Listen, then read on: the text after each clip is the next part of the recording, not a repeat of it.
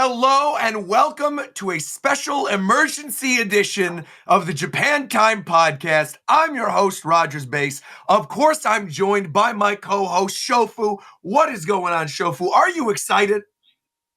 Yeah. I said, are you excited? Yeah. I said, tell me, are you excited? Listen, boy, I'm rubbing my hands together right now. Why did you you became a pastor?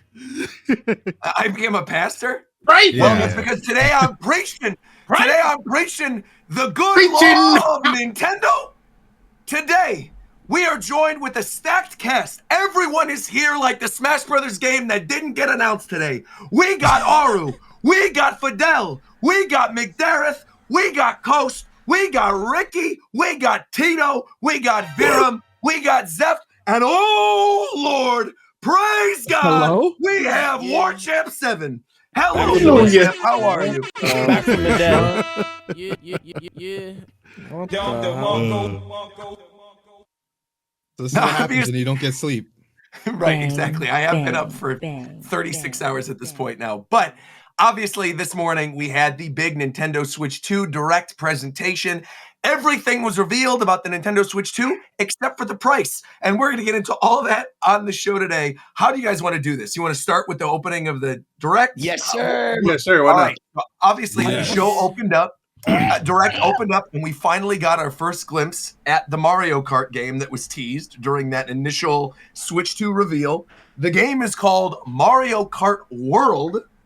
The game has up to 24 racers, and the most important thing, 24, and the most important thing, Young Burger Patty Moo Moo is in fact a playable character in Mario Kart World this time That around. might gotta be the main, bro.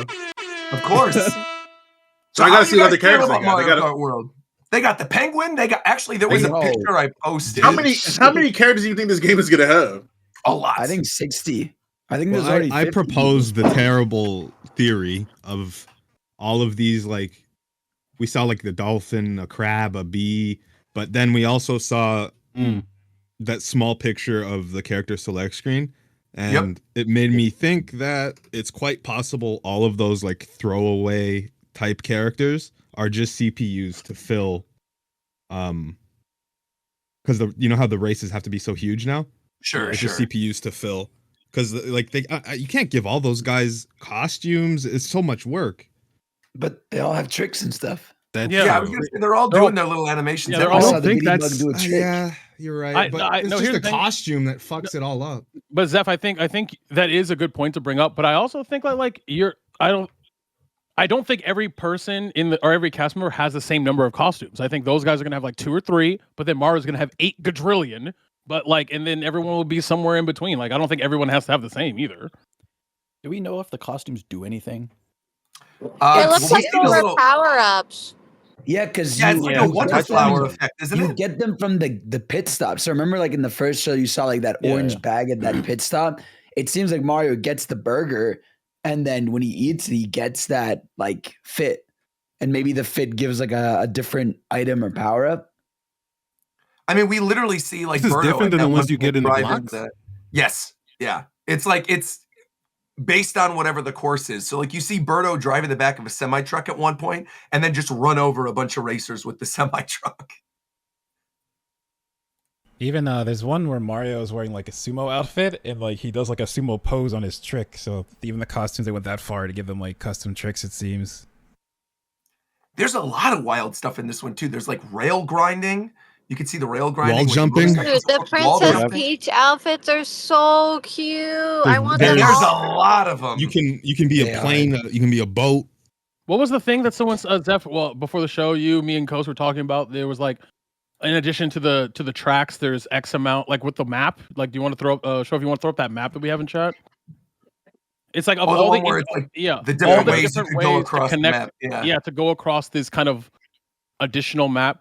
I want to run a quick theory by everybody as to because the price and why I think the price is the way it is For Mario Kart? Yes, because the price is $80 bones, $80 dues American, so that's about 210. So you buy the Canadian. bundle. Yeah. so it's about 210 Canadian. I do think that because That's not accurate. I think they're charging up front. It's not far off. I think what they're doing is they're charging up front for the DLC because I don't think, I think the DLC for this game, I'm going to make a hard read. I think it's all free.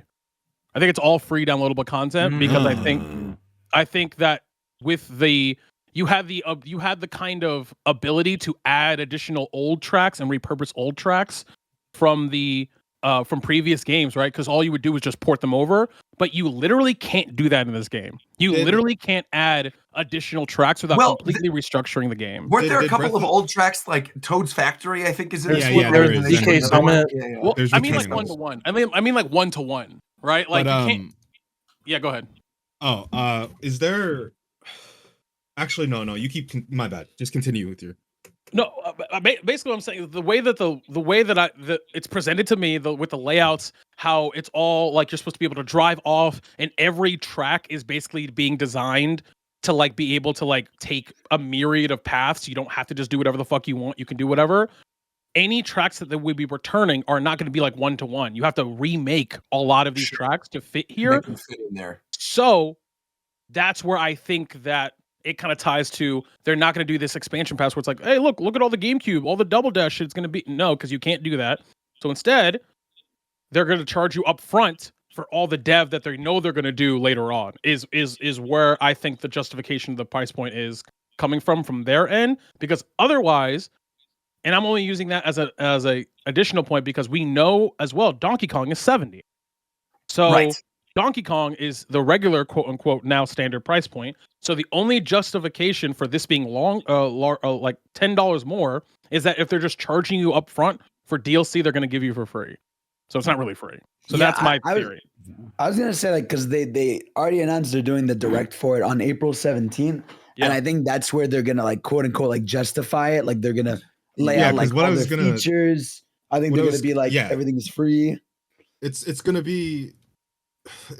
I just think this conversation's impossible to have because was Tears of the Kingdoms it was $10 it was 70 so that was their first game that they were willing to price above normal, and I think it showed pretty well for it, but like I don't know, I have to actually see more because this is the first time they're doing this, and if the work reflects, I don't know, man.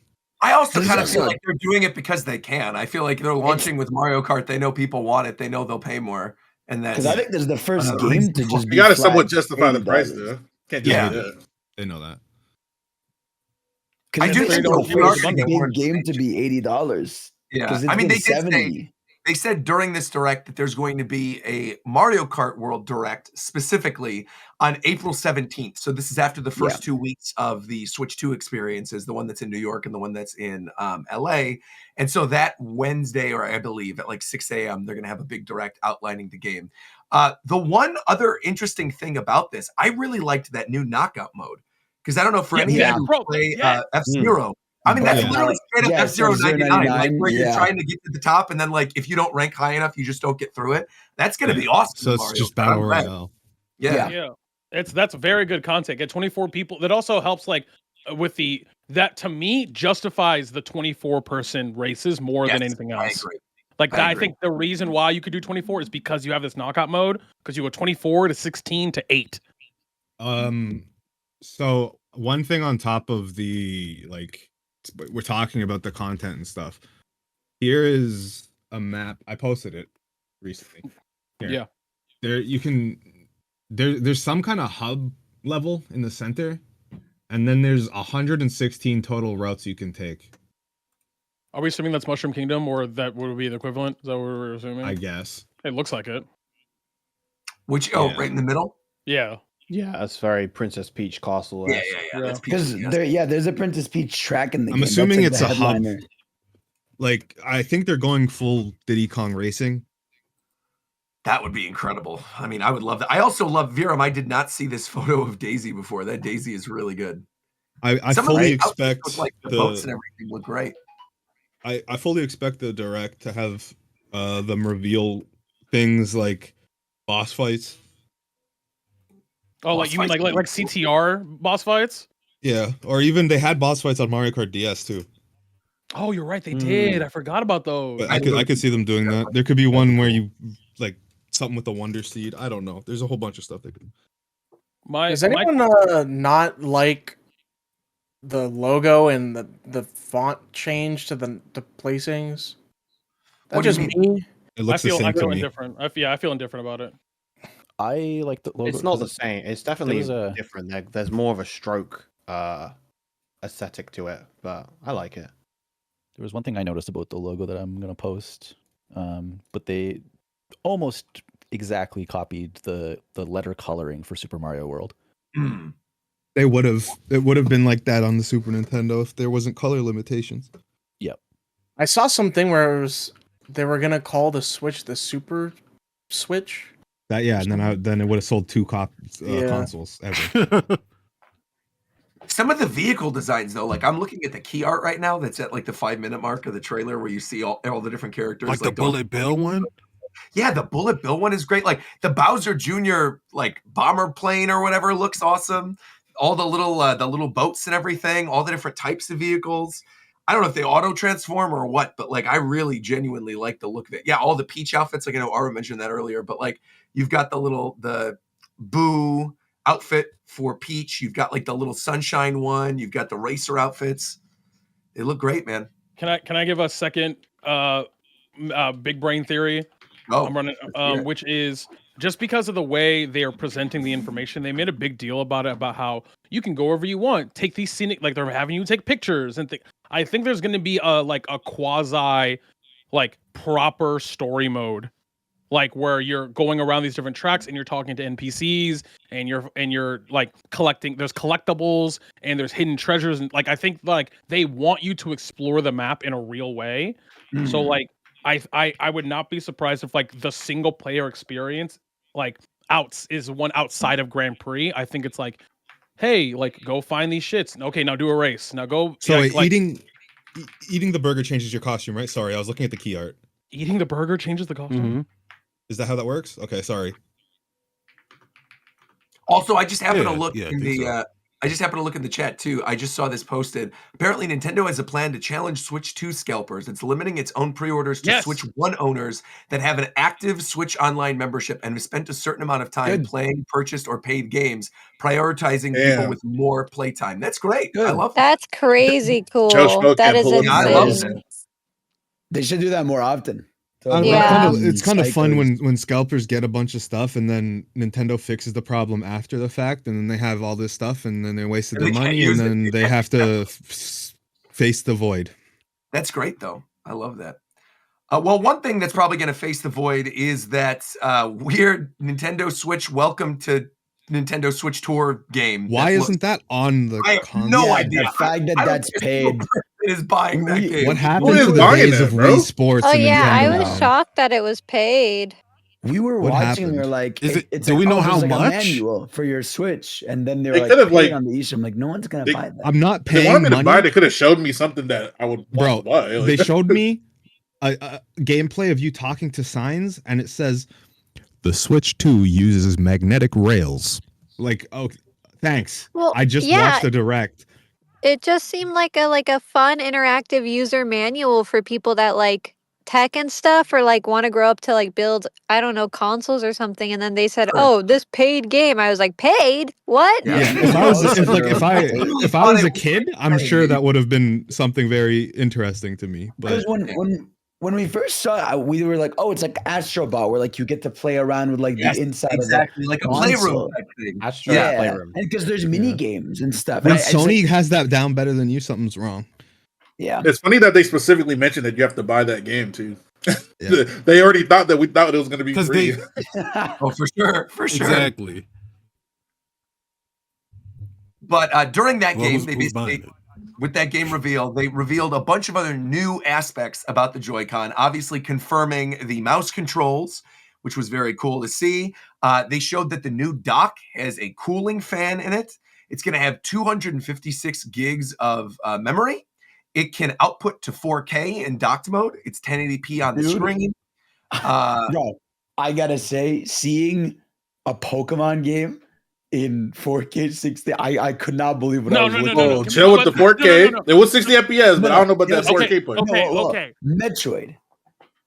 Metroid definitely was. Yeah, but there's they made Metroid looked good. no- Metroid looked good. Metroid looked good. Game Freak is the worst dev on planet Earth. Like, holy shit. Like, literally, when you watch Metroid Prime 4, looks incredible on that system. It looks great, especially compared to what we saw the other day or whatever. And then they go to this ZA gameplay, which is the gameplay. We've seen that rooftop 4 billion times, and it still looks like dog shit. But oh my God. But it's in 60 FPS now. Yeah, it is smooth. It is smooth. No, I give a fuck. Those games. I mean, like, that's something for sure. The ZA gameplay was literally the only game they showed where I was genuinely shocked about the performance change. I was shocked they holy did Switch 2 edition because knowing Pokemon, a lot of the time they'll end up releasing their games on the system prior to the new system. We saw this with like Black and White 2 with the 3DS, and they've done this historically a lot. And obviously it like made sense that they would do a Switch 2 edition for this because essentially this game is going to come out, we all presume holiday season, so the Switch 2 will already have long been out by now. So of course they're going to want to do one. But I don't know, I just assumed that they weren't going to, and then maybe it would get like an upgrade or something, because there was basically there was a lot of information. We'll just start this whole conversation. Go ahead. There's a lot of information that was not in this direct at all. Like, did you guys know there's achievements in the new Breath of the Wild? That has the asterisk at the very end of that. Is that retroactive? I don't think it's retroactive. No, it's I'm pretty sure that's just purely for Zelda. Because it's not in the game. It's part of the Zelda notes on the new Nintendo thing. Where like some games are just getting upgrades, and then some are getting paid upgrades, but they all have like quote unquote like added content. Like Kirby's getting it with added DLC, and that's going to be like paid content. The Jamboree update. So actually, I'm glad you bring that up. I could give the exact games. We got the ones that are going to get Switch 2 editions, which we actually discussed on the last show, the idea that they're going to be doing this. The Switch 2 editions are the paid upgrades to games that are not just going to be like free firmware. The Switch 2, they're kind of, because that's another thing they didn't really talk about. The Switch 2 editions are Breath of the Wild, Tears of the Kingdom. I was super happy they're doing Tears of the Kingdom too. I really thought it was just going to be Breath of the Wild. We have Metroid Prime 4. We have Kirby and the Forgotten Land. We have Pokemon Legends ZA. And then what's the last one I'm forgetting? I think it was the first one. Mario Party. The upgrade to ZA is going to cost money? No. So the thing is, if you have a Nintendo Switch Online account, the upgrades are free of charge. So it's going to cost money though. It's going to cost money. I have a question about that. Yeah. If you have the information in front of you, is it a regular Switch Online membership or Plus? No, it is okay. It is the expansion pack. So in addition to that, and I'm sure, Roger, I think this is where you're going, was where they didn't even talk about this. Is that if you have the expansion pack, which is basically if you're paying for the emulator part of the fucking online, which is really the only big difference, it's like the difference. I think it's like 50 versus 70. I think it's something like that USD. You get already for free, quote unquote, you get both Zelda games upgraded to Switch 2 already. Correct. And in the image, they show all 5 games. So I'm making the assumption that you get everything that they announced with the membership upgraded for free, but that doesn't mean anything else. But I'm just hold on. It is not if you have NSO plus expansion that you get all those upgrades free. It is specifically Zelda. No. They mentioned Zelda by name, but the image that they're showing shows all of the games. Right. Because so NSO plus expansion members get access to the following upgrade packs at no additional cost. And it's showing an image of Breath of the Wild and Tears of the Kingdom. Yeah. But the website itself, where it shows the list of like the upgrades, the assumption, again, this whole thing is really confusing. I don't know why they didn't just like straight say it. Because to me, it makes sense that those two would be free because those don't have extra content. It's just, it looks better. Whereas like Kirby and the Mario Party one makes sense to be. There actually is extra content. So with Breath of the Wild and with Tears of the Kingdom, they've added new like memory voice things that were shown on the website with Zelda. So there's like more story content that's added. No, I mean it showed on the app about it, but like it's in the game itself. And the other thing is too is that with Tears of the Kingdom, with the new upgraded version, you can share QR codes of your creations. So you no longer like have to guess how somebody made it. You could basically just like, I made a Metal Gear. I could share the QR code for the Metal Gear, and then you could download it into your game and start making the Metal Gears for yourself. Which is actually a cool new upgrade. Yeah. I didn't know Kirby had a release date. So they added Uber into Zelda as well. Yeah. Wait, what? There's like there's like voice app. Yeah, there is. Yeah. So they added like a roller coaster mode and like a Bowser TV mode to Mario Party, and that's coming out in July. They are adding the Zelda Note stuff to Breath of the Wild and Tears of the Kingdom. Did they give a date for that? Did they give a date for either of those games? My assumption is the website says June 5th. You when Zelda gets upgraded. Wow. Day one. Yeah. Great. The website says June 5th. Cool. Kirby and the Forgotten Land is getting a new story thing, which is the Star-Crossed World. That says August, and there's like a August 28th. August 28th. Metroid Prime 4 Beyond, did they give a release date for that in this? No, still no date on that. It's probably winter, in my opinion, at this point. Yeah, I feel like Metroid and Pokemon are probably both like holiday games now. Yep. Yeah. Which is like September. I mean, Pokemon's been holidays for a long time. Yeah. It is crazy though. Like we'll get to this once we start talking about more of the games. I do feel like because of these Switch 2 edition things and the stuff that we've already seen that's like dedicated this year for Switch, that's like a new game. I feel like this lineup is ridiculously strong. Like if you're assuming that like you're gonna get Switch 2 and you're probably not gonna get like Metroid Prime 4 or Legends on Switch 1, right? You're gonna want to play it on the new system. That's launch year. We're getting Mario Kart, Metroid, Pokemon, and then the other two big ones. Kirby's Air Riders. Kirby. Exactly. Right. I mean, we could jump ahead to there if you want, but there's like a lot of other information. Before we hop off the Switch 2 versions, I did also was reading as well that it is basically confirmed via multiple sites because like IGN had to like post it, but then they had to take it down, and then like because they were not allowed to post it until the Nintendo site posted it. It was weird, but like so it looks like they're gonna do split tier pricing for the upgrade. So if it's just like additional small things like just performances, a lot of games are just doing a free patch. Like Scarlet and Violet is just a free patch. Yeah, ARMS is getting a free patch too, which is super funny that's one of the games getting it. Also, it's soft confirmed that they're porting Woolly World. I saw that. Yeah, that was on the website. An image where it said like Woolly World is an enhanced game, and so I guess that's for random. Yeah. And then, but then you have but you have proper Switch 2 editions that have like this like $10 price point upgrade. But then games like actual like Kirby, for example, that have actual content, they're going to be $20. Oh, there's a price chart. I didn't even know. Yeah, so I've been trying to find it because it got taken down, but that was one of the price charts I saw. I don't know if that's real because they haven't told us anything.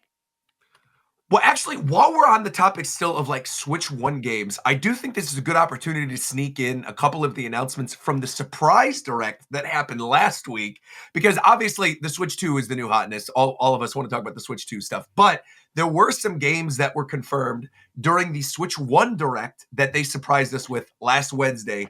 Two of those games being the revival of two long dormant franchises of Nintendo. We are getting a new Rhythm Heaven game in 2026, Rhythm Heaven Blue, which is going to be for Switch 1, and also obviously you'll be able to play it on Switch 2. Thankfully, Sunku, who is the artist who does all the music for Rhythm Heaven, cancer's in remission, so he's down to do the games again, which is great. And the other game is the return of Tomodachi Life, which I know a certain someone in this call was not a fan of, and I want to ask why. Listen, man. I just didn't know. I didn't know Tomodachi was about that life. How did you not know? Fuck Tomodachi. I think when did Tomodachi Life come out? Was it like DS 3DS? I guess so. I never knew about the DS version, but the 3DS one, I think it came out like 2016. I think 2015. That sounds right. 2016. Yeah. Yeah, I think it was just one of those things where I saw it as like, oh, it's like another like Street Pass like game that's like a full game. And I saw some clips of it, but it was more I didn't know that it was that big. Like I looked it up, and it sold like 6 million copies, and like it has a crazy cult following. Like to put in perspective how crazy the following for this game is. Obviously, it's always sold very well, but it broke the record for the most liked tweet announcement of a game in the history of Nintendo. It surpassed Smash Brothers Ultimate, which is the current top one, back when it was like Smash Brothers for Switch, and now Tomodachi Life surpassed it by like a lot. Surpassed it by a couple like 360,000 thousands of likes. Yeah, right. But there were a couple other things in that Switch 1 Direct. There were like Sony games are now getting ported to Switch, so things like Patapon and Hot Shots Golf. Those games are going to be coming. Was there anything else major from that Switch 1 Direct, or could we just like keep pushing all over Switch 2? I think most other stuff popped up in the Switch 2 one. Yeah. Yeah, like Metroid Prime 4, for example, where we got to see the stuff with like Samus is a psychic now and has a cool red and black outfit, looking pretty neat. What is that about? Yeah, she's gonna give you testicular torsion, Ricky. That's what it's about. Right on. Oh, okay. All right. I just needed to know. Right on. Right on. What the? What the fuck? Yep. I'm all I was trying to make a segue with the two mice, and then I just realized I couldn't do it. But either way, the next thing they showed in the Switch 2 Direct today was the fact that you can actually use both Joy-Cons at the same time as a mouse. And they announced this with a new game called, what is this? It's called Drag and Drop or something, or Drag and Drive. Drag Drive or something, right? Called NBA Streets. Volume 1. NBA Street Wheelchair Basketball meets Rocket League, and it actually looks pretty fun. This game looks fire. I'm copping. It seems like it's giving off a little bit of ARMS vibes to me. Don't say that. The only way I wanted to get the game. Now I don't know, man. Yeah, see, the only way I'm buying this game is if there's LeBron DLC. LeBron, you want LeBron LeBron James. I'm talking about the man on the Lakers. But it looks fun. It looks like it's 3-on-3. You use the little mice to basically drag them across whatever the table or whatever, and then you use that to so dude, when I was watching that, I was literally thinking to myself, a lot of people are gonna have to change up their like gaming setups if they play the Switch 2, because not everyone has a table right in front of them when they play their games. Well, I think can't you just do it on your? You don't need a table, right? You don't need a TV tray. Well, either way, like there's gonna be some adjustments people will have to make. It's not the only way. I have legs at my gaming setup, Coast. I have legs at my gaming setup. I can use this new thing. What are you saying right now? I don't think it's going to be that much of a change. I don't think it's going to be. You don't need that much of a change to use this. I think it depends, because like they were talking about precision of like how you tilt it and then all that stuff. If you're trying to be precise, then I agree with Coast. Having a table would be a little better, more beneficial than using your legs. You're definitely gonna be able to play this game with like the 2 joysticks. Yeah, most I'm sure there's going to be a mode where you can play with traditional controls too. Yeah, for sure. Okay, so that's the other thing is they announced the Pro Controller during this. However, shockingly, the Pro Controller does not split. So for those of you who've been following the Nintendo news, there was a patent about 2 months ago in which there was a Pro Controller patent where the controller splits in two. And the assumption was that for the Pro Controller, you could also use the mouse capabilities. But the Pro Controller that's revealed here does not have that. It has the C button that does the, in-game chat communication with that camera peripheral thing. But there is no like mouse capability with this new Pro Controller. Instead, there are 2 buttons on the back. There's like GL and GR. And those are going to be used for additional buttons. Programmable buttons, by the way, which is very nice. Yeah, very nice. nice. The alt controller too, which is also nice. Yep. And actually, speaking of insane programmable stuff, buttons, I never expected from Nintendo happening right now. So, what do you guys think of the camera thing with the camera? And, I called it. It wasn't on your bingo. Yeah, I put it down. You literally put a camera on your bingo. I said Nintendo's gonna have a camera on the Switch too, but I didn't expect it to be an external one. Bitch. No, you didn't. Oh my god! I'm pretty sure I did. No, you didn't. Yeah, I'm pretty sure. He wouldn't say it so violently if he didn't tell you. And the camera thing is one of those things I feel like they're gonna use for 1 or 2 games and then never again. You know, like Well, the cameras, Party, if they are no. If they're advertising it that hard, they have plans to incorporate it into way more. Like they're probably going to be You games know? just specifically for that too. You guys, hey It's guys, like maybe that's what bullshit, Nintendo- stupid games, but it's but just that's gonna what be all. Nintendo hey, you guys does, were bro. wondering if there was a WarioWare on the Switch too. Okay, Well, guess what's what? happening? There is, and it's for the camera. Name the last time Nintendo did that. You Bro, sure? And- the Yeah, I already Joy-Cons. had a whole bunch The of Joy-Cons have a yogurt. whole Hello? camera sensor, and they use that like. Is in everyone just 2 having a games. conversation with themselves? Yeah. What's happening? okay, let's bring it back. Let's bring it back. Somebody explain. Yeah, I was like, who was saying you go what? for that. I didn't know what was happening. I think We people were were talking about the unmuted. camera thing, right? Yeah. Yeah, the Yeah, camera. we're talking about the Yeah, camera yeah, thing. yeah. Well, to me, Yeah, it's like and- Nintendo. Yeah, like Nintendo's not the company that puts out a peripheral very often. It has happened, and then just drops it. They normally release a couple things for it at least. They try something to try to make it work. Yeah, they'll try and then kind of leave it. I mean, to be fair, Yeah, it's like a the camera, so Nintendo it's just, Wii microphone. yeah, like it's a camera, so you could just That theoretically they just use have for it one on. game. But it's. I feel like I'm glad they're finally doing like actual voice chat. Sure. The video was kind of embarrassing for them to purposely show like the videos and The have like 240p people's chugging and games. stuff. Yeah. Dude, yeah, chugging. Like I'm like, why would you show this? I feel like this is just it Yeah. makes it look bad, you know? I feel want to it's- watch slowed down gameplay. I'm pretty It's sure probably they have, like, worse than in person. I'm sure. if they I'm pretty sure couldn't they have get like rid of some that in post. resources reserved for the game chat shit, so that like the game is minimally impacted. Yeah, that was the one thing I was noticing. Like their screens looked like ass, but the main screen of the game still ran Well, perfectly. It still looks fine. Yeah, it's for probably sure. the Because same. that's yours, you know. It's probably the same thing as when you record or screen share your shit. Yeah, and then it looks Sure. terrible. Little janky, yeah.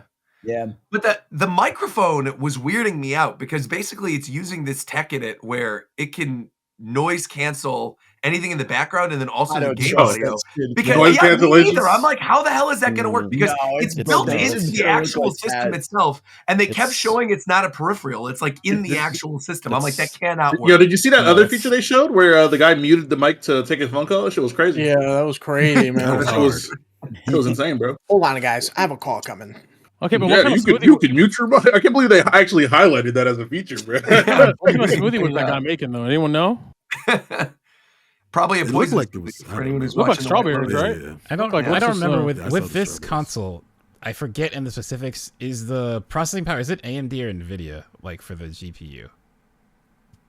This is I don't know if that NVIDIA information's No, this is No. an NVIDIA chip, isn't it? is it? Yeah. Okay. Because I'm wondering, is NVIDIA has that tech? Like they have their software that uses the tensor cores or something on your GPU to do noise cancellation and cut out stuff in the background. Like I was. Oh using yeah, for a while. everything they show was like NVIDIA, like Yeah. AI bullshit.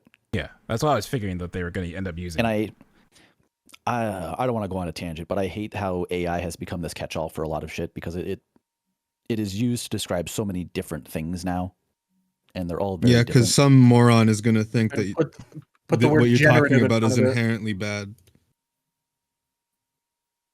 Because you use the words AI. Yeah, But this feature is not. There's nothing problematic about it, right? There's literally nothing No, bad about no. it. No, Yeah, it's just no, nothing. it's Exactly. AI stuff, but it like the quote unquote bad AI stuff that's out in the world is Mhm. generative AI. That's the boogie monster right now. For Okay. a laundry list of reasons. That's like all the Ghibli stuff that was on Twitter. Yeah, like Oh yeah, 'cause- that 'cause- happens since we had a Because all, podcast. 'cause all of those things are trained on what is essentially a bunch of stolen art, and it's like it's moral and ethical concerns, and then also the processing power required to do that stuff is insane, and climate stuff, energy concerns, blah blah blah blah blah. But when it comes to like these kinds of AI things, like AI background removal, that is definitely something that they're using here. Yeah. AI noise suppression or noise cancellation, like that's Your phones all have this shit. it's an AI model that has been trained already, and then the training data is just put on the chip, so like it can just do it because it has all of the shit to work with already. Like it's not doing this insane computation shit. Okay. Well, yeah, like everything that they were showing is just like run of the mill NVIDIA AI tensor core stuff. I don't think they that even NVIDIA does. specifically mentioned the fact that they're definitely using DLSS for 4K. In some cases, almost certainly. I don't think they ever mentioned that, which is certainly weird. Yeah. I don't know. I'm sure there will be some games that do actually run natively at 4K. Yeah, I'm sure there's a couple, but there's going to be a pile of games. It seems like that I are feel like just upscaled. Metroid's the one. Metroid's the one that'll be native. Yeah, I think Metroid's the one that's native because the level of comments they have like with the quality mode and performance mode with that, it feels like that one's the inherent 4K one. Because I guess like we can get into with the third party stuff. Like that was the thing that was weird, where like they were showing some third parties and it was still the thing of like, yeah, this kind of still looks like a worse version of the game. Like I can't tell if the trailer was insane, like just shit, or if Elden Ring. Elden Ring, I think it was just the shit trailer. It looks like it's running on an old PC. Because like even when you go on the trailer for Elden Ring separately, it still doesn't look great. So it's not like it was a direct thing. Yeah, I don't think it was. It's not the way to play itself, Elden Ring. Yeah. To be fair, like that game already, like no joke, on PS4 and PS4 Pro, like ran like that, you know? Like it was not, it was like 30. I mean, some like it was rated somewhere better than others. Like Yakuza 0 Director's Cut looks like it's 60. But then you have like Street Fighter that's 60. But then like the what was the other game? The Daemon X Machina game looked worse. They showed Hogwarts Legacy that looked worse. It's like it's just weird when it was a show where you're promoting like, oh, here's the big graphic stuff. Like you have games showing again, like, all right, this is very clearly the worst version of this. Yeah. Even like Split Fiction, like that footage looked rough. Yeah, I agree with that. I don't know what's going on with third-party developers. Yeah, I mean, there were a lot of them in this, to be fair. We had like Elden Ring. Yeah, and like Hades almost all of them ran pretty Street shitty. Fighter 6, Split Fiction, like you guys said, Madden, Hogwarts Legacy. Also, as an aside, real quick, and this is for the 2 or maybe 3 people who care. Did that direct basically also confirm that Hades 2 is 100% coming out this year? They at least said more news this year. Yeah, they said Hades 2 and Silksong are both this year. Silksong was crazy. Like that. Silksong showing up in the sizzle reel was crazy to me. That real quick? Yeah, that is insane. Very funny. I was like, that is what? the funniest shit ever I've seen, bro. People have been waiting for years for Silksong in anything in any of these directs, and they're like, oh, we'll throw it in the sizzle reel. That's fine. Of this game, man. I thought it was the funniest shit ever. That's what y'all get. I mean, it was pretty awesome to see confirmed that we're getting Final Fantasy VII Remake, like we were talking about. It's awesome to see that. And they specifically mentioned in that trailer, too, that there's more news to come. Right? A trilogy on Switch 2, which leads me to believe, once again, that the third game will also be on. Of course. I think what's cool about Street Fighter is it's not like a Switch edition. It's like it's crossplay with everything. Yeah, and it has that whole bundle thing. Like it's not you have to buy all the separate DLC with Yep, it's all in there. And there's a Switch mode. Yeah, the amiibos too. Yeah, and all the that caught me totally off guard. Yeah, it's crazy. They also have. They also. I thought amiibos were on their way out, and then Street Fighter said nah. Well, technically, so did Zelda this time, because in addition to all of those third-party games we just mentioned, there's also a Nintendo IP being developed by a third party, which is Koei Tecmo making the next Hyrule Warriors game, which is Hyrule Warriors Imprisonment. Why do third parties have more interest in amiibos than Nintendo? Well, I think it's because they're easy to sell. People like them. They want merchandise. Yeah, but to be fair, the amiibos that we're getting for Hyrule Warriors are amiibos of the champion characters that people have wanted amiibos for now. So we're going to get the Sidon amiibo that everyone was asking for. So I think that's cool. And they didn't announce that in the direct, I believe. I think it was something afterwards. I'm upset again because again, like looking at the trailer, it's like the biggest problem with Age of Calamity was that it ran awful, right? And here it's already like the trailer's not like 60 FPS or anything. It's kind of just like it's not chugging, but you can tell like I hope there's that's just Warrior games though. I mean the latest Warriors was like ran really well. I don't know, but which one are you talking about? The top down one? No, it was the new Warriors, the one that came out this year that was really big. Oh yes. Yeah. I know it was more like because with Age of Calamity, that game's biggest problem was how like shit it ran basically. I hope this is not the case here. I'm sure it'll be at least 30 bare minimum. I'm like way more interested in this one. if it actually runs well. Like Age of Calamity, the way Yeah, it I ran, made agree. me completely not get that game. Yeah, no, it's awful. It's almost like you feel sick kind of playing it. I was honestly really surprised by this announcement, the Hyrule Warriors thing, even though it kind of makes a lot of sense. Like, I think it would have been smart to make a safe bet that we're going to get something Warriors, right? Yeah. Because like with Switch 1, we got Fire Emblem Warriors. With Wii U, we had Hyrule Warriors. So like, again, it makes sense that we would get something Warriors early It's on in crazy the we life have a cycle. trilogy of Zelda Warriors games now. Yeah, but that's the They one love weird that thing about it. IP. We got 3 of the Hyrule Warriors ones. And this one also I think is pretty interesting because they say on the website that the story of the imprisoning war in this one's actually canon to the material. They Unlike said what that we last got. time. They said that Well, last time. I don't They trust said them. last time they didn't say it was canon. Last time they specifically said that it would fill in the gaps for what happened. And I then you don't obviously end know. up finding out all the time travel stuff. So I do think it's kind of cool Yeah. that they're doing this. Yeah. Zelda focused. Yep, and it gives them something new that's Zelda this year. So they have some type of new Zelda experience out this year as opposed to just having, the Switch 2 editions of Breath of the Yeah. Wild. It's also cool, like 2 years in a row now of like a Zelda focused game. Like, yeah. I was just thinking about that. You remember that outfit you get like at the very end of Tears of the Kingdom? It's like a Zonai, is that what they're called? But the Zonai race, but it's like Link. I think that kid is probably gonna pop up as like the Link stand-in. I would like that. They're gonna have a Link as time travel shit. Well, one of the other things that got announced right after that third-party section was something that a lot of us have been talking about on this show, which is Gamecube is finally coming to NSO. Roger, Bro, I can't believe it it. only took you, Roger. A lot of us, Roger. It took you A lot of us? it took you an entire console's life to get that prediction right. That does not count, bro. It took an He's entire smiling console's like he's like, lifespan. It ain't even on the console you was talking about. All I know is that they've been working on it for a while, and I'm happy that we saw it finally, and it makes sense that they held it off for Switch 2. That's all I'm saying. We got the confirmation for it, man. Thank you very much. Appreciate that, Ricky. We got the confirmation that the first 3 launch games, which will be their launch day for Switch 2, are The Legend of Zelda: The Wind Waker, which explains why we're not getting Wind Waker HD. Soul Calibur 2, which is a that was fire. Absolutely awesome pick.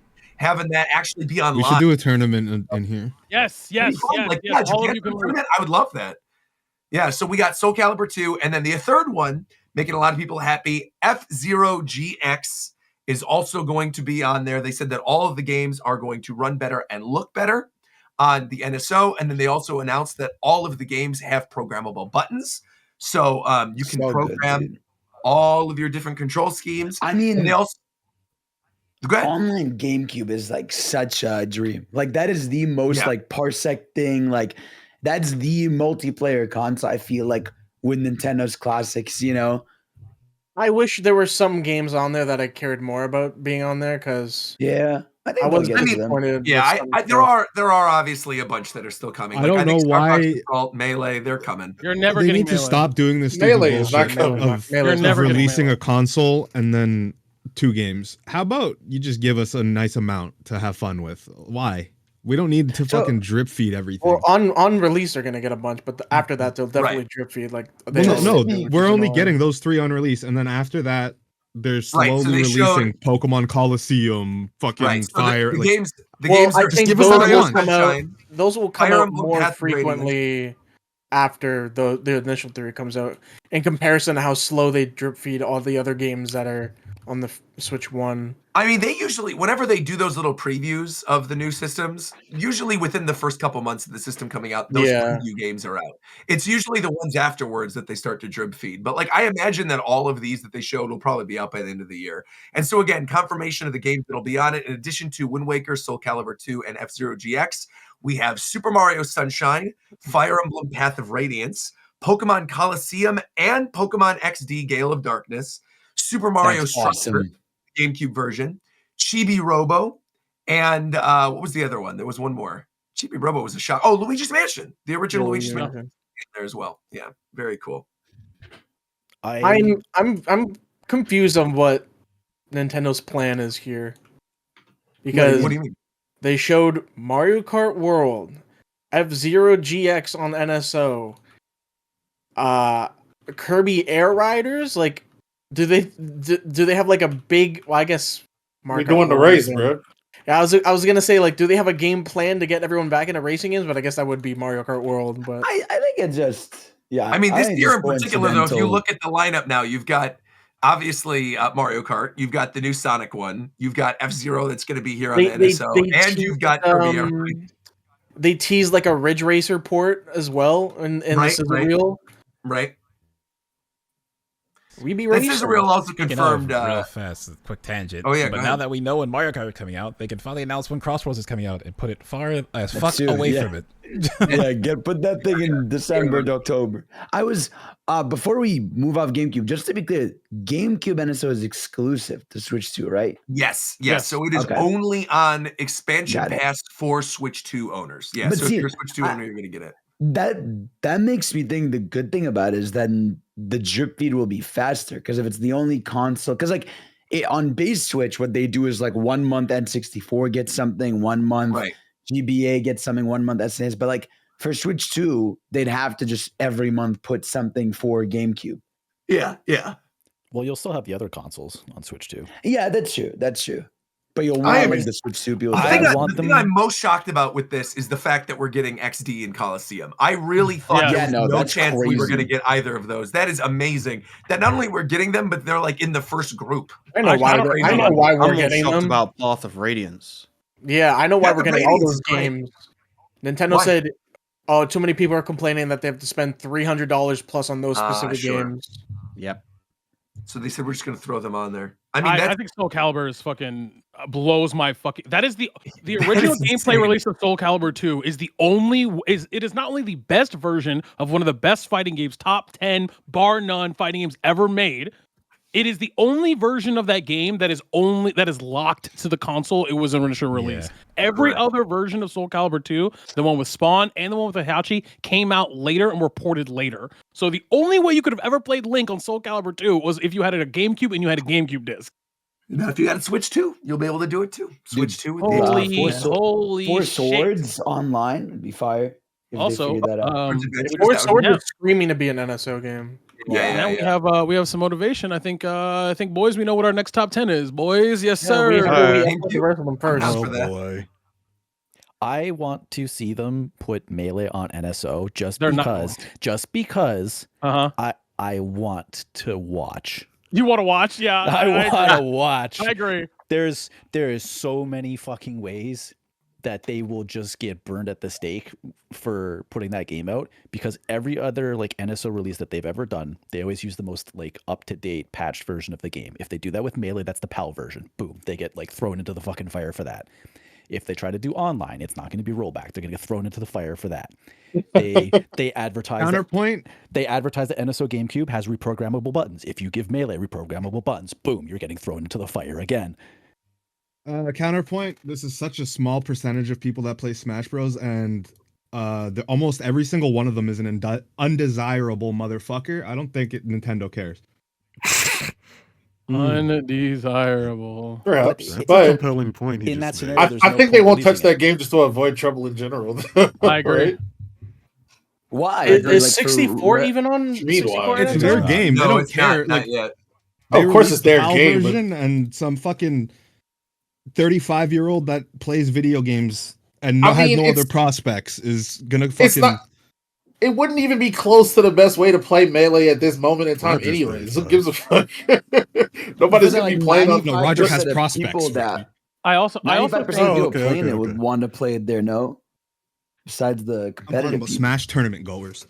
Bro, I guess. People playing Ultimate anyways. There's such a small percentage of like the Smash community and Nintendo community in general. Like they're a non-factor other than bad optics when it comes to when they want to be esports and ruin that. Ain't got nothing to do with them, right? But if they take that angle, there's no point releasing on NSO anyway. So if they do release on NSO, it's gonna be to cater to those people, and I want to watch. Why wouldn't it be to cater to the people that grew up with the GameCube? I mean, yeah, not 20,000 weird dudes. Because I would argue that most casual Smash players, Melee is not even in their top 2 favorite Smash games. I don't know. I don't know, dude. Melee is nostalgic. Like Melee bro. like is the nostalgia one. Bro, Like that's the for one. No, it's most people who play Smash, when they think Smash, they think like look at the sales. I'm just talking and about the average person, not the not- average. No, I'm saying the average person doesn't like Melee is not even top 2. It's probably either Wii U or Brawl. Yeah, but if you offer See, I them the don't chance think- to play a game from their childhood, they're gonna Wii play U? it. You mean Yeah. Ultimate? Yeah, no, dude. No, that's no. what I meant. That's what I meant. That's what I meant. That's what I meant. I was like, I- Wii U. if I could I feel like chime in. Melee on Brawl. Yeah. Because Go ahead, Jared. this happened like this is back when Brawl was the thing, right? So in college, playing with Smash with people, we played Brawl. They had a night at like the film center where they would put Brawl and Melee on projectors. You could play and people would come by. People who I could beat Melee. I'm not good at Melee. Just instantly thought, oh, why would I play Brawl? Melee's better. Like there was like straight up. Yeah, like, I've seen that before too. like yeah, there's a Smash competitive players who There's a feel that, weird but there's thing a about the level of Gamecube people that era. just feel that. Like that was just the feel among all peoples that but Melee's the special one. Like even now, like there's people in other scenes who like think about Smash, and when they think about Smash, they think about Melee. They don't think about the current Smash game. To me, it's similar to like the early Pokemon games. Like mad people played Red and Blue and maybe Gold, and then they skipped fucking 7 generations, but they still know Red and Blue. Yeah, right. That's a good way to put it. I feel like Gens 3 or 4 tend to be the cutoff for a lot of people, and then beyond that, there's just nothing. We were kids when Which is Melee crazy came because out. I and it feel was like real 4 and adults 5 that are didn't like play. where you get the best stuff is 4 and 5. Yep. But not okay, 3. well, yeah, it's not 3. Moving on from GameCube, we got the confirmation that Deltarune Chapter 3 and 4 will be there launch day, which is going to be really cool. I hate this Launch day. chapter shit, man. Why? I just hate games not releasing when they're finished. I mean, I guess in this case, like they are like a full game essentially. Yeah, finish the game. Releases. Finish your product. I feel like it is now. done. I feel like, I think with the way they do Delta, it's basically a full game. It's just that it ends like on it to be continued. People But- If it says to be continued, it's not fucking. Nah, it's not people, true. people Many didn't games that want are- to wait a decade for Deltarune to come out.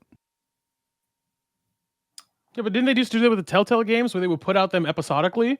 No, Yeah, but Telltale's so different. Like I feel like those episodes like would come out every few months. They were way smaller. Whereas like he basically makes like a full game with these chapters. I get the idea that like if it ends on a cliffhanger, it's not like a full thing. But I feel like they're full enough essentially for like how those games play. I think this was you get one of two things. You get Deltarune, where it comes out in like chapters, and you kind of get to enjoy the game, in chunks as it's ready. Or you get Silksong. Right.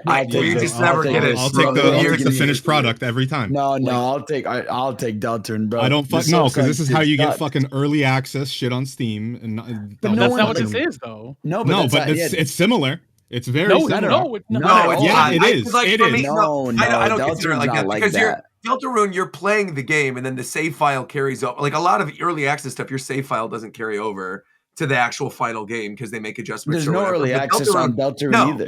Deltarune, Actually, they just they released pretty it much for are. everybody, and then you play it.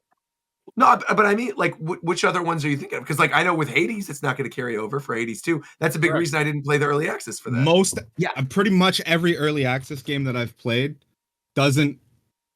But like by the time it's at like 0.9, it's not gonna fucking reinvent itself. No, but I'm with you.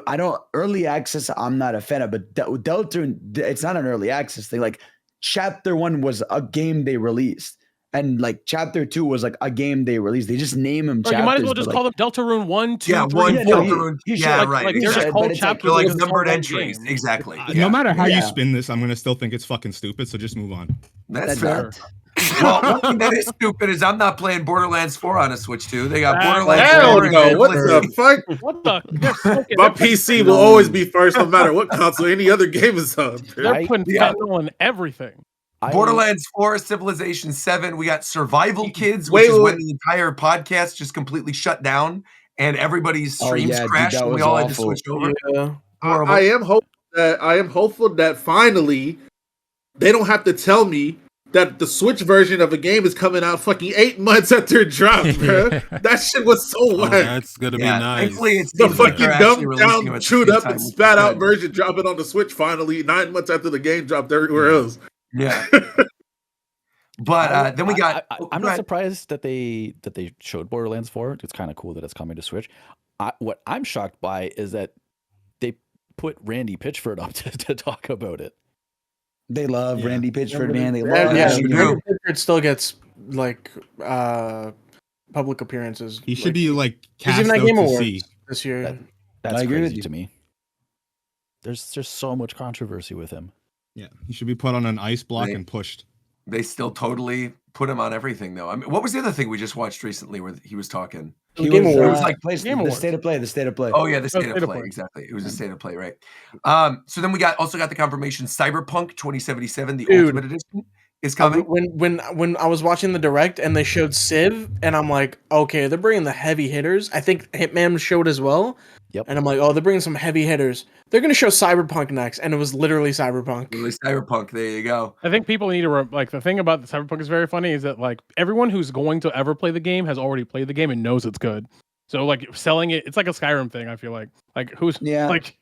Who's going to be getting this? I mean, it could be for some people that like maybe there's someone out there that literally just gets a Switch, doesn't have a PC, you know, and now it's like, oh, I can play this. And thank goodness it's not like their Witcher 3 port, which looked like such ass when they showed that thing off. No, this for the actually original doesn't look Switch. too bad. No, the Cyberpunk looks good. I'm just saying compared to what they did before. Cyberpunk, yeah.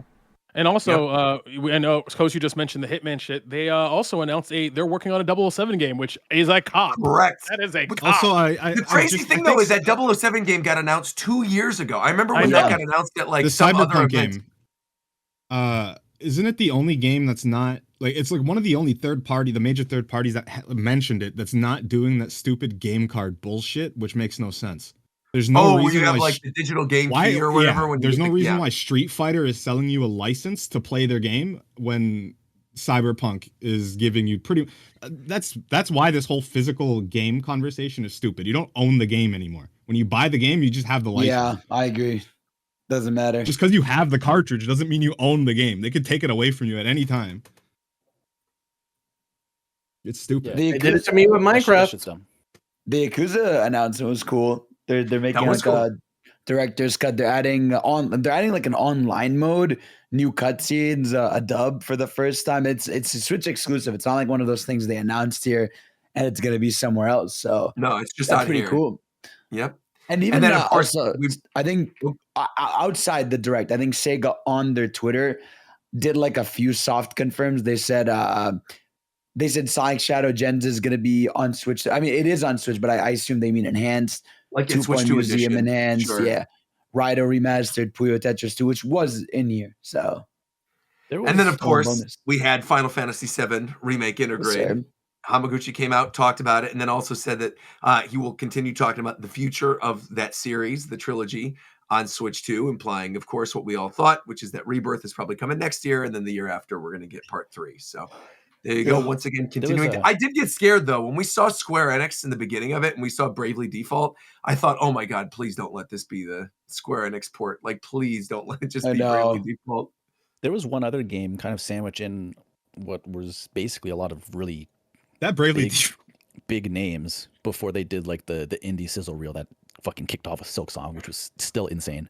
That was crazy, yeah. But Enter the Gungeon 2, I'm actually extremely excited for. That's crazy. They just drop Into the Gungeon 2. Like what? It's crazy that the stream fucking froze right at that moment. I was gonna say right when they had their announcement, it froze. Yeah, I was lucky. It was. Bro, I know they're fucking sick. Bro, during one of the most influential roguelikes ever made is they getting gotta give their money back, bro. What's really insane though is that the VOD on YouTube is fine. So I feel like this was actually a problem on YouTube's end.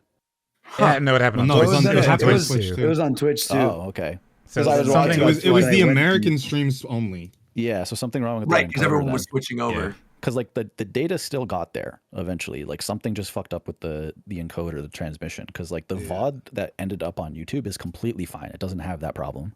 And even also before like that, the audio sync was off the entire. I was gonna say the audio was desynced before that. Stream was ass. It was messed up the entire direct on like the US version. But the VOD I don't know how fine. you fumble that. Yeah, I don't know. Computer suck, strange. man. As someone who has worked in like live broadcasts for like 7 years plus, like weird shit like this just happens. And then they also showed once again that Marvel game. What was that? The Marvel game from Marvel the Switch? Cosmic Invasion. Yes, Cosmic sir. Invasion. I'm playing that day Cool. one, man. Same. What is Hey, that, Coach, the I'm not run it playing up. it on. I'm not playing it on the Switch. playing. Coach, run it up. Sprite slop. What? Coach, over, run it up. It's 4 players. I said it because I knew it would make you mad specifically. Oh, that's fucked up, man. Insane. And then they actually, during this, they showed a lot of stuff that they already showed during the Switch 1 Direct, and that's as well. They showed that Shadow Labyrinth Pac-Man game. They showed Rhino Remastered coming to Switch 2 as well. Yeah, that was literally just a recap of last week. Of all the Switch 1 Direct stuff, Fortnite, I've been of course, is going to be there day one. The sprite work in the game I called Sprite Slop as just a joke. I've been saying they need to be put on a fighting game and yeah, people the modders are gonna go crazy with those sprites, man. Yeah, and like then the Wolverine is crazy and like he does literally MVC3 stuff. He does Swiss cheese. Yeah. Yep. We also got the little tiny teaser for Professor Layton as well. They did not forget about Professor Layton in the New World of Steam. That is still coming and apparently is dated 2025. Tamagotchi. Yeah, but that company, dude, we gotta talk about that. Level 5. Are we really excited for level 5 games at this? Like, it's especially when they're using AI, generative AI, video slop. Well, Layton isn't though. I think like that other yokai one was, but Layton, I think. Oh, I thought it was. I thought that was the Layton one. No. That's the Yokai Watch one. But the big thing, this is where the heavy hitters really started to come out. These next 3 announcements were like shocking and great. They wrapped up the third-party reveals for the Switch 2 by revealing that a new Bloodborne successor, essentially a spiritual successor of Bloodborne, is going to be coming to the Switch 2 exclusively in 2026, is directed by Miyazaki, and is called the Blood Dusks. Is that what it's called? It's crazy. They did everything but call it Bloodborne. Yeah. I mean, they literally talk about blood constantly in it. You see like the messed up version of London. You're seeing all these other creepy like vampire creatures. It looks awesome. I just never in a million years thought this was going to be in this direct. An exclusive. Yeah, Switch exclusive from something. Yeah. It's kind of crazy. Truly insane. Yeah. Let's get Elden Ring running well first before though. Let's I think Elden Ring's going to run fine when it comes out. Let's get that running well and then I don't think that'll have an issue. And again, that one's like not built from the ground up for the Switch, whereas this one is specifically built for Switch 2. I love that shot where like he's jumping off of the turret in like the castle, and then he does the whole vampire thing where he's eating up the souls. I thought looked really cool. Dude, I legit thought it was a Castlevania game at first. For a little bit, I also thought it could be Castlevania, the way they were building it up. Because it was like Dracula in the chair. Yeah. I saw the clock tower, and then I was like, maybe. And then they kept showing the clock tower, and I'm like, there's a game called Clock Tower, but I don't think it's this. No, I mean, this looks cool. Apparently, the game is focused on multiplayer, is the thing that got revealed afterwards. Is that it's like a multiplayer focused experience, kind of similar to Night Rain. PvE. PvPvE, you said? Correct. So you'll have PvP, you will have multiplayer like traditional Bloodborne shit or Dark Souls stuff, like from software stuff, but you will also have neutral enemies and objectives on the map as well. Yeah, because when I heard that PvPvE, that sounds just like what they normally do. I'm like, unless they're literally saying, it's going to be more multiplayer focused, because their normal games are like that too, because people can invade you, but you also can just that's fight right. Yeah, I guess you have the NPCs. invasions in Elden Ring. Sure. I think it's more so that it's probably going to be more similar to Night Rain. Yes, that's what I think. A little bit more. I agree. Well, then we got the last 2 big announcements, both first-party games coming out this year. The first one is the confirmation of Masahiro Sakurai's next game, which is indeed a Kirby game.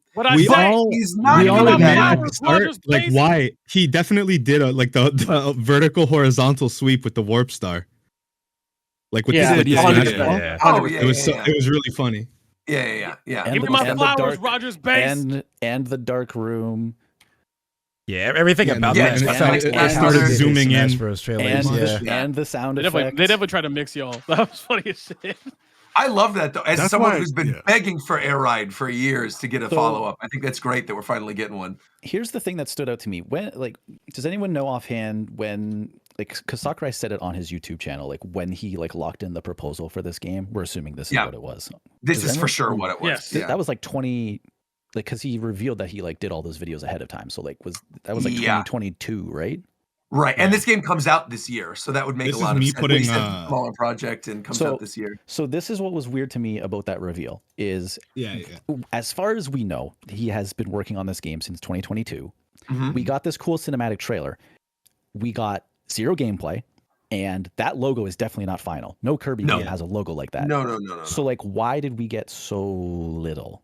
Well, also look at That look can at show Smash. stuff's Look at coming the to Smash Switch too. Ultimate trailer. It's the same thing, and that game was definitely pretty far along at that point. Oh yeah, because that was by the time that E3 we ended up getting like the big reveal. Oh, I think that's of just what everyone's Sakurai here. likes doing. Yeah, I was gonna say For it's some probably reason. just the style of marketing he likes. You just think it's his formula? Yeah. Yeah. But I mean, visually, I loved the art style. It was looks gorgeous. great. I mean, yeah, looks really good. So if the game looks anything like that, I will say hard read. I like the this- redesigned air machines. Oh yeah, they look really cool. I was gonna say one of the things, obviously, in the original Kirby Air Ride, if you played that game, is you hold down the A button and you sort of like drag to boost. I feel like that is going to totally be a mouse control thing. That there's going to be some type of mode that Sakurai puts in where like you hold down the mouse and No, you for drag Top it to Ride. charge up and then you go. For Top Ride, for sure, they're going to do that. Yeah. But I feel like considering the fact he always utilizes the hardware, whatever the gimmick is within the hardware, and the whole thing with Air Ride is that, you know, the one button thing where you're holding down, dragging, and then you end up shooting. I feel like that's probably going to end up being.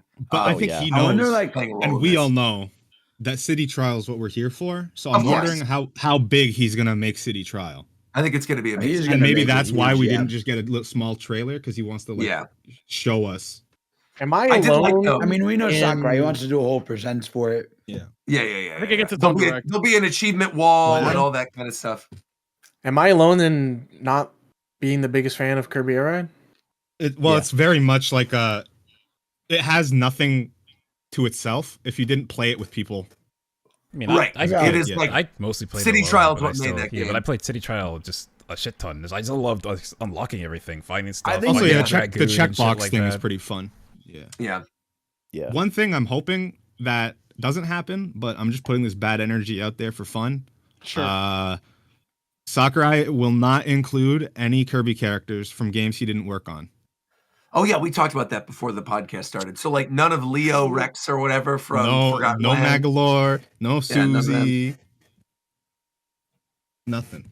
Yeah, it's probably I think just you're gonna gonna be like the Kirby characters, you know. You're gonna get Meta Knight and DDD, and you're gonna fucking live with it. I think And you're gonna Waddle also, Dee, you get no, I Waddle think Dee. you're also get a lot. I think you're gonna get a lot of the cast from the Forgotten Land too as well.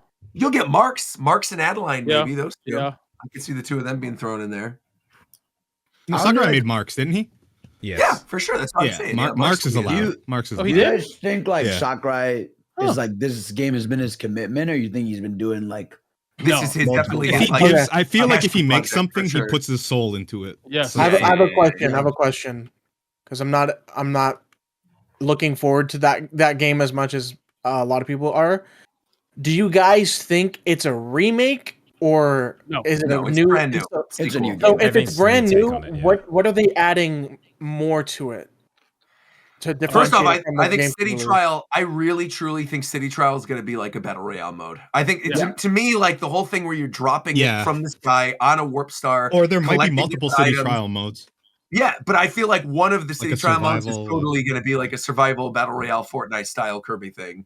I where you think it get could be your fun air if there's, stuff up. you know how there's like the random events.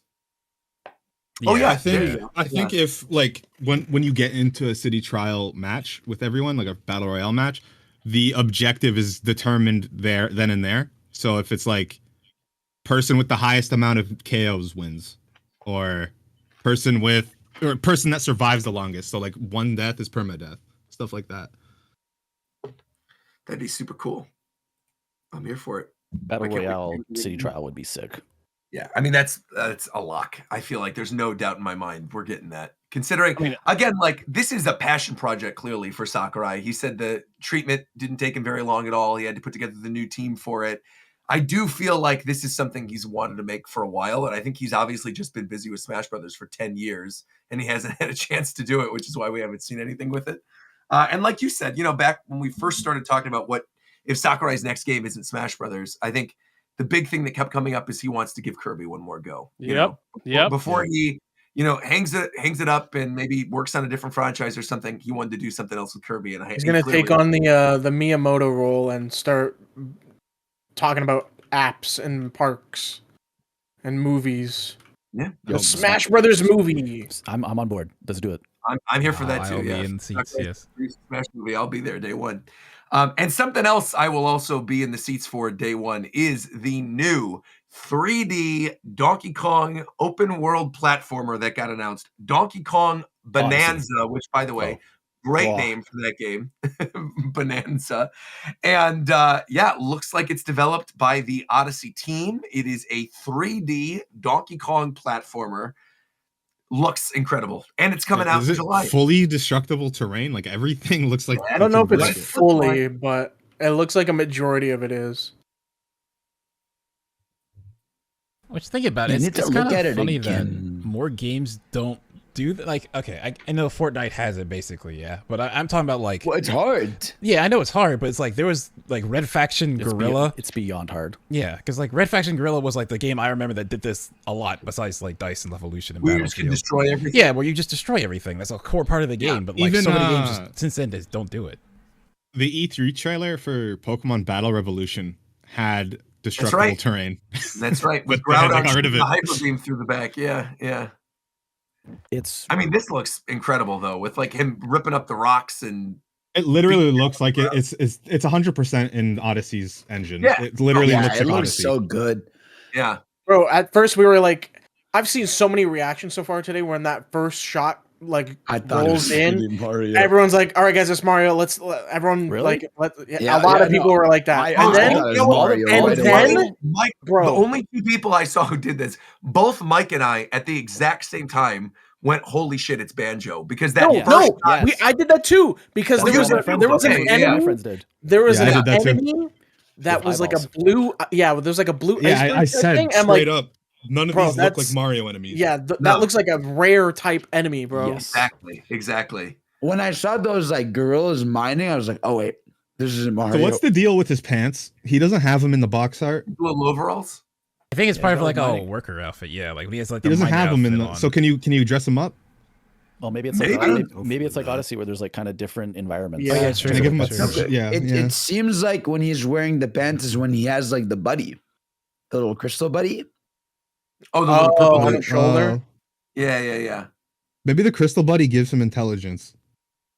Well, I think it might be an Odyssey thing where like it's a mining world, and I think what we've seen is like a slice of the game. I think there's going to be like different environments, kind of a la Odyssey, where like he's going to have something different. So like you're going to get these like mining levels where like the environment is destructible or whatever.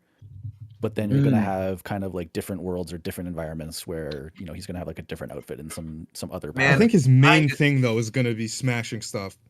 Yeah, I hope and pray this is at the fan experience thing. I want to play this. Do you think this is their 3D basically Mario for the year? Like you think 3D Mario is pushed to next year? Yeah. When I saw this, I literally thought to myself, "Oh, we're not getting 3D Mario for a while." It's crazy. I was shocked because I'm like, "Damn, bro, it's been 8 years. Next year 9." Like, but one of the things that they kept highlighting with like the game chat thing that they did in this direct, or like one of the things that's getting updates, like the free update games, they kept mentioning Mario Odyssey, and I almost kind of feel like because they're going to be adding and implementing these new features of Switch 2, and you could like play Odyssey with them, I almost am wondering if like that's enough in their mind to like tide people over, and they're like, well, you're going to get this. Because people have been begging for a new Donkey Kong game, and not just a new Donkey Kong game, but a new 3D Donkey Kong game. Yeah, has been, fine with this. I mean, to be fair, like a 3D DK game this caliber is basically a 3D Mario game, like for the year. Like it's basically that team. Well, we've also saw it has very faithful looking 2D segments. Yep, the 2D segment looks awesome. Literally looks like Jungle Japes. Yeah. I also think that I would not be surprised if Mario Odyssey gets a Switch 2 version with more content. Yeah, I totally think we can Well, get that. it's already in the list of the darkest regular side enhanced games. Oh, I think you can dress DK up because in a later cutscene he has a hat, but then he doesn't have it again later. Oh. And also, I was gonna say, I wonder. I hope it's still like really heavy focus on platforming because I wonder like when you bring in destructible environments, I feel like you can kind of break the game. So I wonder to what level you can like, because it looks like there's definitely like solid ground that you can't break versus like. Well, you have to climb and stuff, so I imagine there's gonna be swinging, wall jumping. Yeah. Monkey stuff. Not a single swing, which is funny. Yeah. Maybe he'll bring back that move from DK64 where he can kind of fly a little bit. Yep. I mean, this is like effectively a launch game. Like it's a month after Mario Kart. Yeah, literally, it's like 4 weeks after. It's very, if you consider Melee a launch title for the GameCube, then this is the launch title. Yeah. Launch day does seem, honestly, this launch window just does seem very, very strong. Like, I think after those last few announcements, for a little while there, like midway through the direct, I was thinking like, oh, they're spending a little too much time. Yeah, like, I am wondering what's happening here. Like, this is kind of scaring me a bit. And then obviously with FromSoft and Kirby and Donkey Kong, they like came out swinging at the ending. And I think really saved it. But yeah, there was a little chunk there where I was like, man, shit, is this whole year just going to be like Switch 2 editions and then like Mario Kart? I was saying like two things. One, there's going to be more directs. And two, I was thinking about this, like Nintendo with this is in such a different position than they were like with Switch 1. Like with Switch 1, they had to prove like you need to buy this. And even if we're showing you games early or like our huge hitters all at once, like you need to buy this thing. Whereas with Switch 2, it's like everybody adores the Switch, is hungry for Switch 2, and they know they're going to get the games. And so just having like a few games year one, people are already sold and like, I love the Switch. It's a proven thing. I'm just going to go and buy it. I think I'm rewatching some of like the Donkey Kong game stuff, and I think it's going to be like largely destructible environment and not fully, and that seems obvious.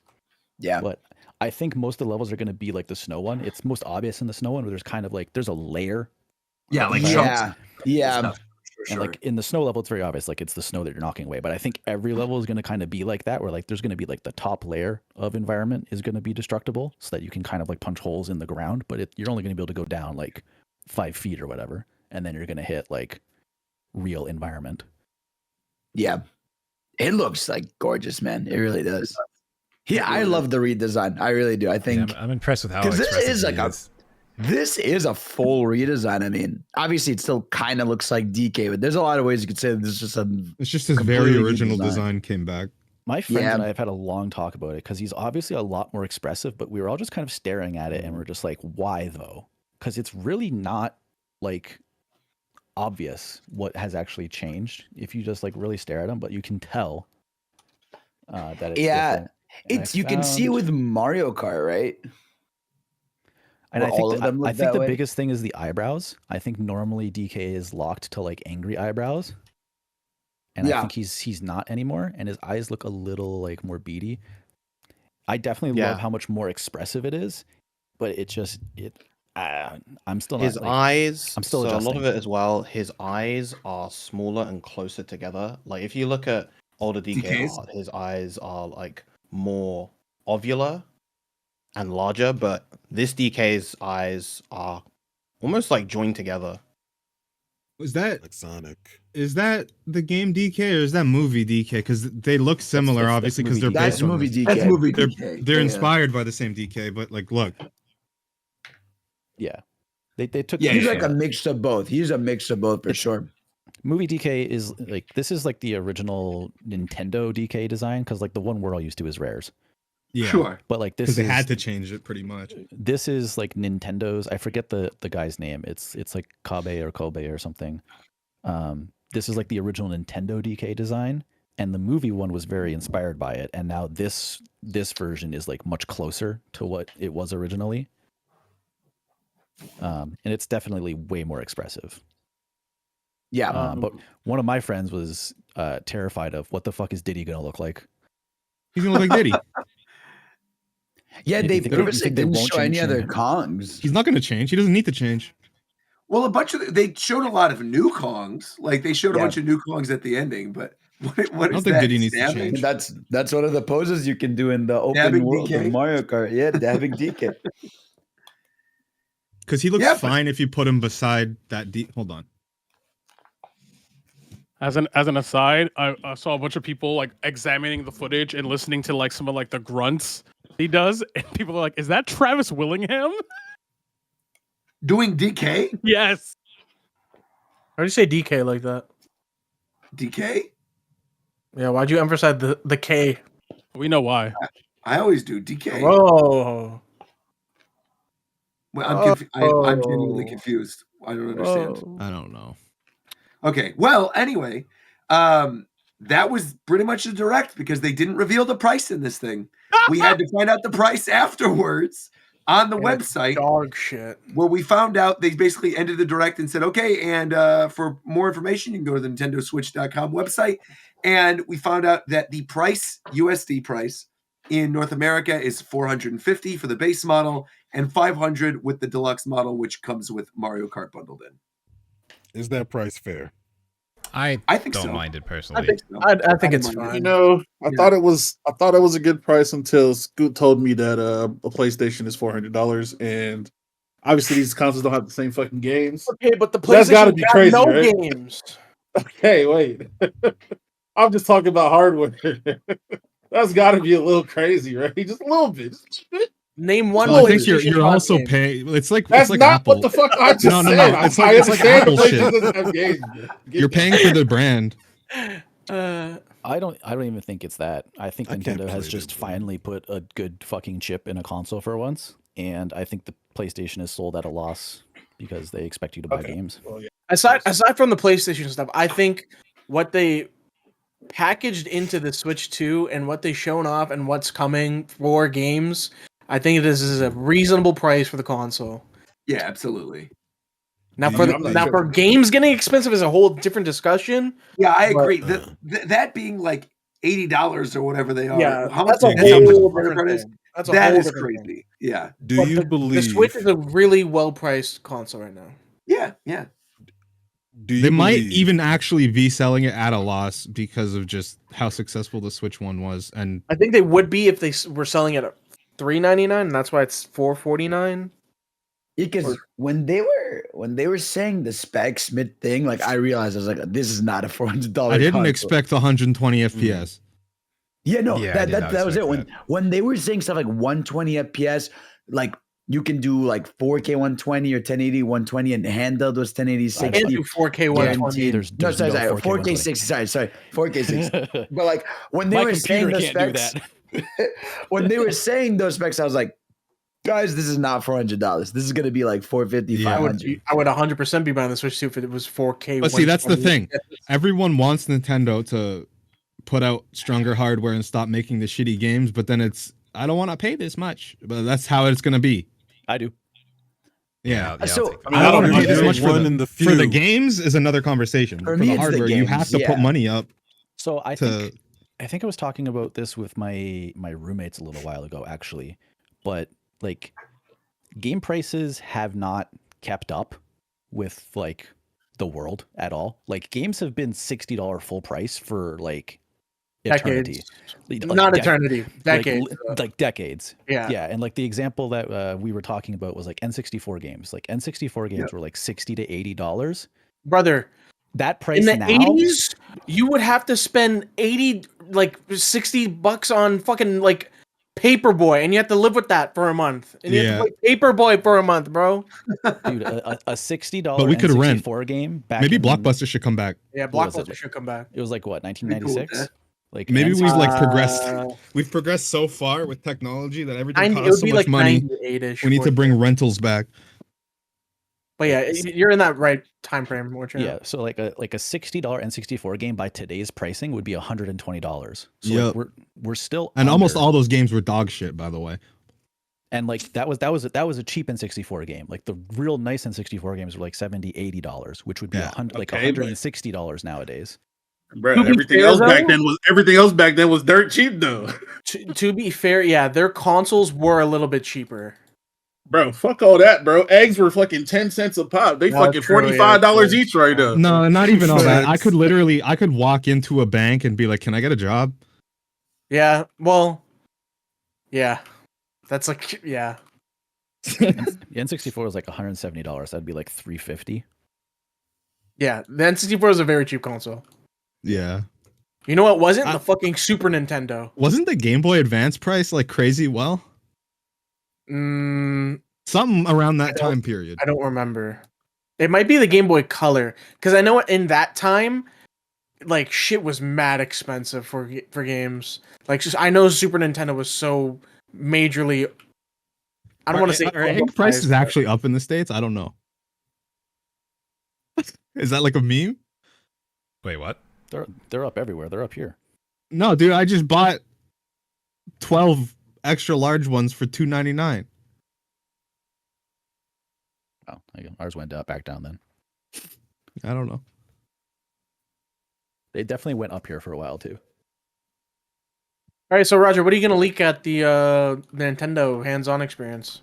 Well, I'm glad you bring that up. We, I think, are actually allowed completely to talk about what it is that we're going to play. So when I am there, I don't really have very many restrictions. I will just be able to talk about it, and I even think I'm allowed to stream it. That's not what I asked. I'm more so like off the record when they show you in the back room, like they always do. They're not going to do that. Not this time. There's too many other. There's too many other eyes. They're not going to do that. So next year, when you've moved on from like preaching GameCube NSO for years and years, what's this? What's it going to be now?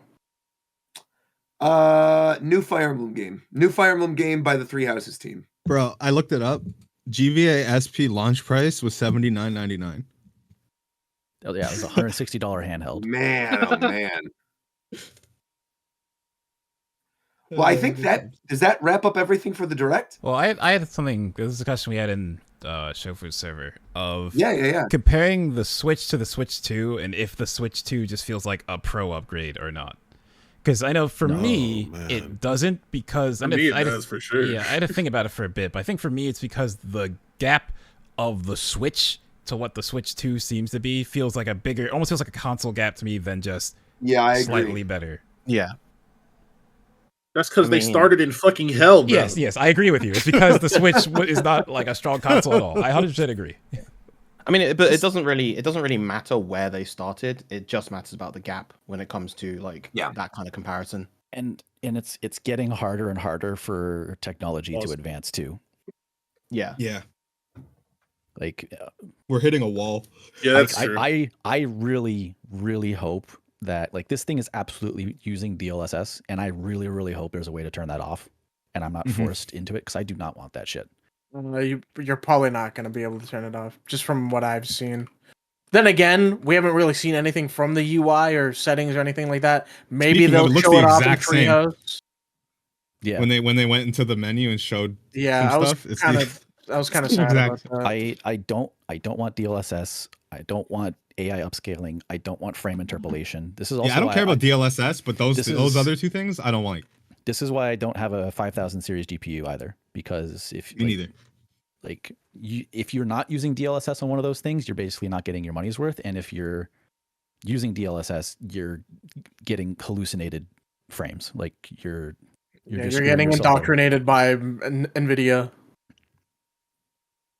DLSS is like an upscaling technology. So it'll be able to make a game that runs at 1080, quote unquote, run at 4K and look good enough. But it's just like tensor cores basically guessing on what it should look like. Yeah. By definition, it's not 4K, but if you're using a 5000 series card and you have DLSS turned on, what you end up getting is one frame actually generated by the GPU and then 3 fake ones hallucinated by it.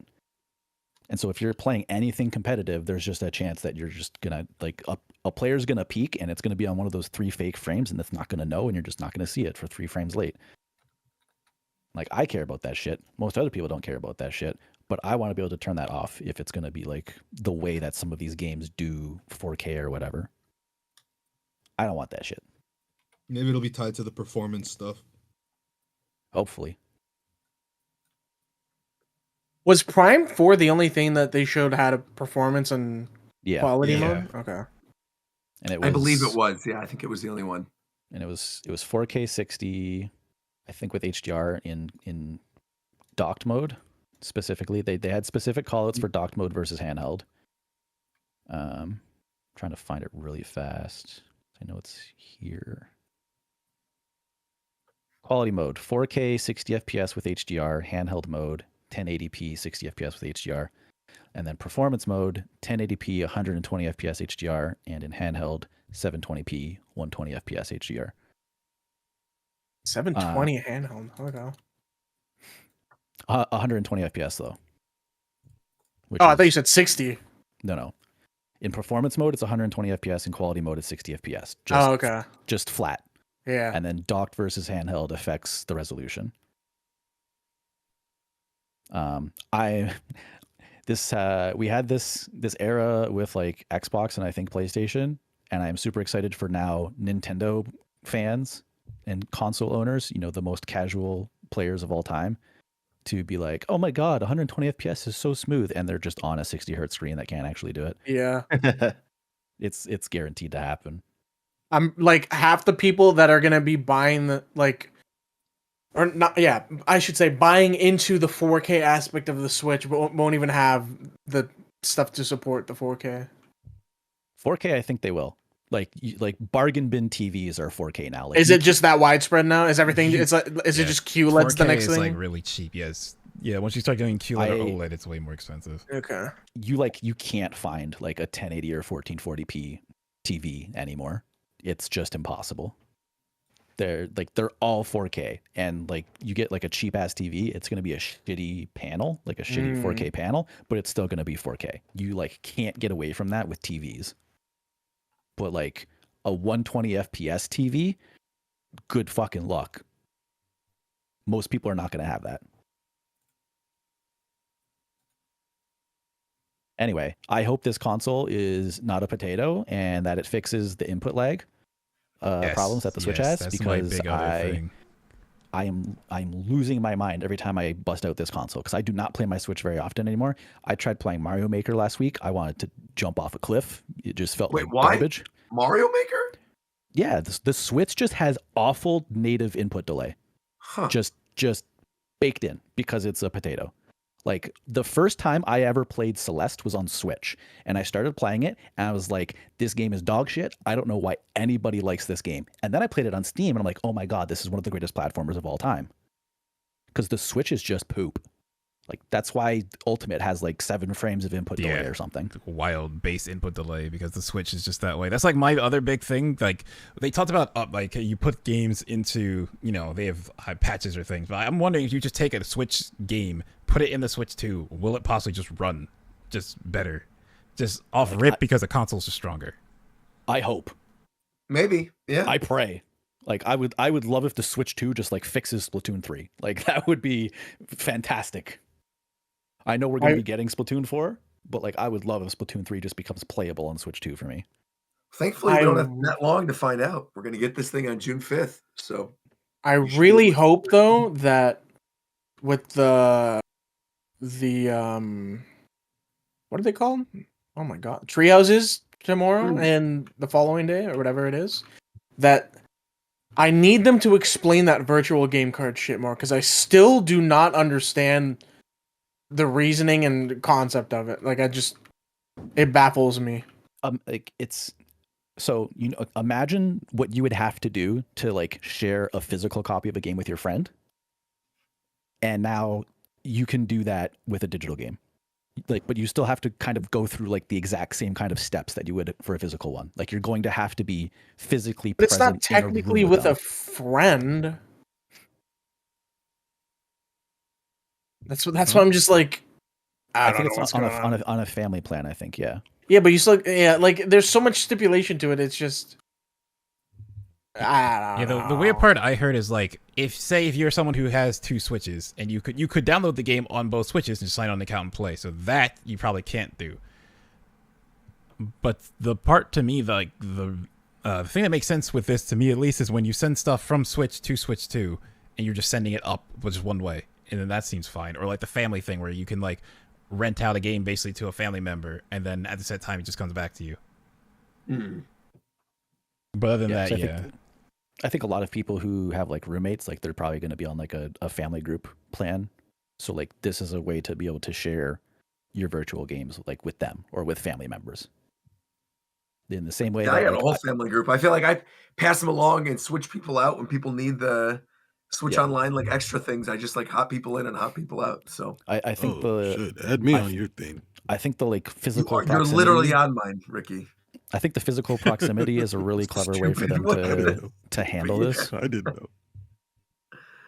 Yeah, it's if you can physically meet in person with like someone who's on your family plan, you can share a virtual game with them. You can share a digital game with them now, which is great because that was like one of the biggest drawbacks to not having a physical copy is that you couldn't just lend it to, your brother or your sister or like your roommate that you live with. Like they just can't play your games. Like that sucked.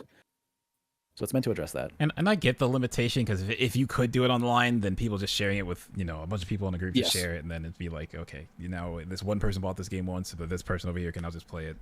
So the fact that you have to actually meet up makes them kind of force it that this is meant for families to do this directly. Or if you have a second Switch or a Switch 2 to just move it that way. And actually, speaking of meet up, I wanted to throw this in before I have to hop out because I can leave in like. Well, I know. I heard it. I'll explain. You know where I'm going with this. So C2E2 is coming up next Friday. We will be doing a live Japan Time podcast from C2E2. It's going to be who's coming? Me, McDareth, Warchamp, Tito, and Ricky. And we have prizes. We're going to be talking all about the Switch 2, obviously, the Switch 2 Direct, and then also the Switch 2 Experience, because I'll be going to that one in New York. It should be a lot of fun. Very much looking forward to seeing everybody. I'm making several activities as well. Well, that's going to be great. I'm looking forward to it. But with that, I personally have to leave because I have a flight literally in 1 hour. So Roger, I feel like this is a good point to end, though. I feel like we touched base on everything. Real quick, Roger, when's our panel? The panel is going to be Friday at, I believe it's 12 p.m. Central Time. I think it moved up from, I think it was like 11 to 12. So it's going to be, pretty early in the day. What's that time slot? Is that like the panel? That's the panel, yeah. Is that the opening panel? Well, okay, so we were the opening panel originally. We were the first opening panel right when the doors open. That is no longer the case. We are now like the second panel before they open the doors for the main room.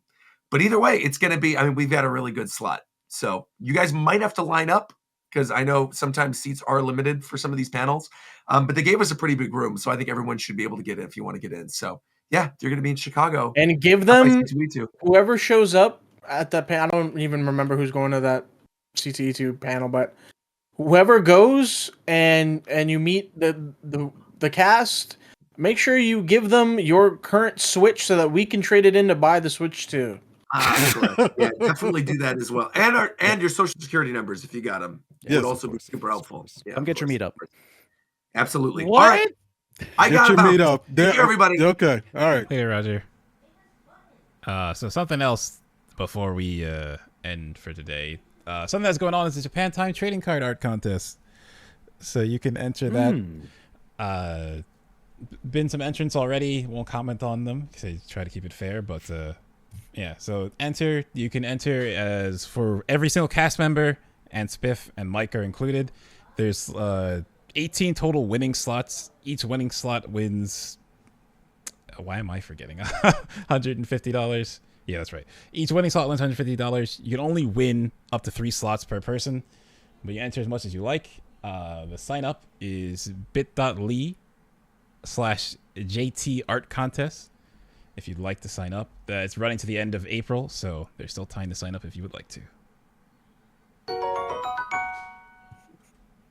All right, someone end the show. Show's over. Hell yeah, dude.